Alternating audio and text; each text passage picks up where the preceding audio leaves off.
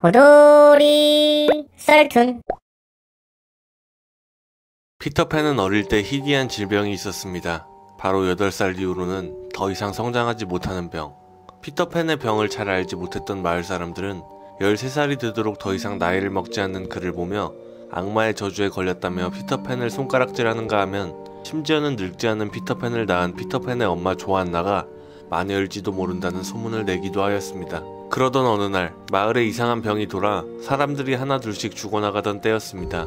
마을 사람들은 도무지 원인을 찾을 수 없었고 그러자 사람들은 그 화살을 피터팬의 엄마 조안나에게로 돌리기 시작했습니다.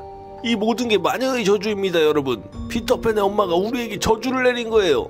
맞아요. 그 여자 처음부터 의심스러웠어요. 마녀를 죽입시다. 마을 사람들은 칼과 도끼 그리고 창을 챙겨 하나둘씩 피터팬의 집으로 향하기 시작했습니다.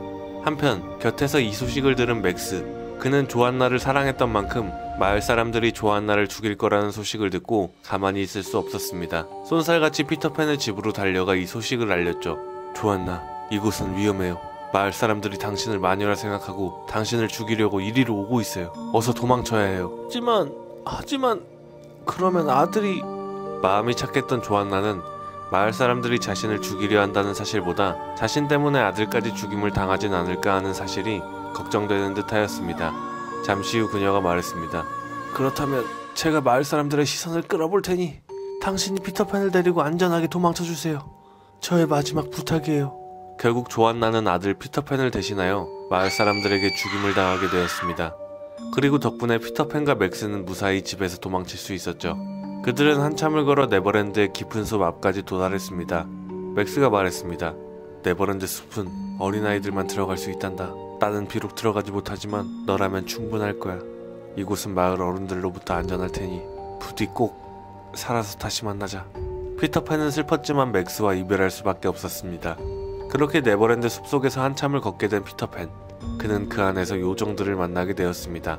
요정들은 인간들을 강하게 증오하고 있었습니다. 그렇기에 그들은 인간인 피터팬을 보자마자 죽일 기세로 달려들어 버렸죠.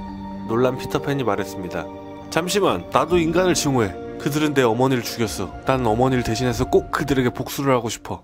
그 순간 팅커벨이라는 요정이 흥미롭다는 듯 말을 꺼냈습니다. 그래? 그렇다면 우리가 인간 하나를 네 앞에 데려다 줄게. 그 사람을 죽여봐. 그럼 그 말을 믿어주지. 피터팬은 그 제안을 승낙했습니다.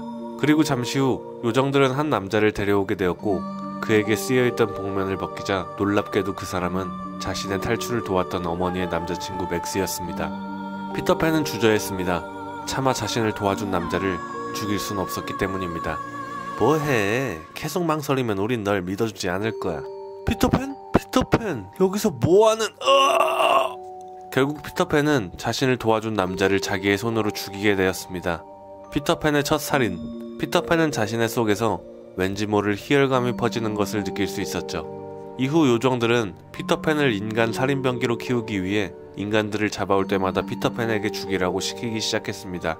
거듭되는 살인에 피터팬 역시 점점 살인에 무감각해져 가고 있었죠. 죄책감이란 게 사라진 피터팬은 더 나아가 마을의 아이들을 꿰내어 그들에게 어른들은 못된 존재라고 세뇌시킨 후 아이들이 직접 어른들을 죽일 수 있도록 무시무시한 살인 방법들을 그들에게 알려주기도 하였습니다. 피터팬의 주도하에 만들어진 최악의 어린이 살인 집단이 탄생한 것이죠. 웬디가 만났던 네버랜드의 순수했던 아이들은 사실 세상에서 제일 악명 높은 어린이 살인단이었습니다.